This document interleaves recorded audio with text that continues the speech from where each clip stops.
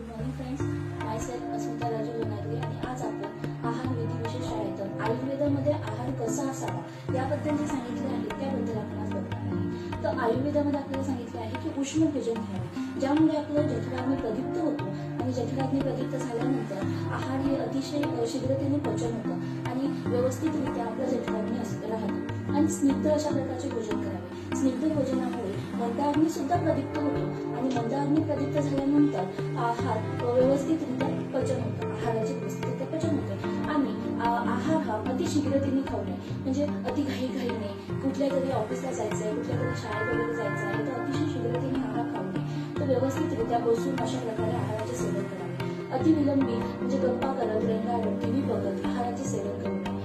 व्यवस्थित मन लावून एका जागी मन स्थिर ठेवून आहार सेवन करावे. आणि इष्टदेशी ज्या ठिकाणी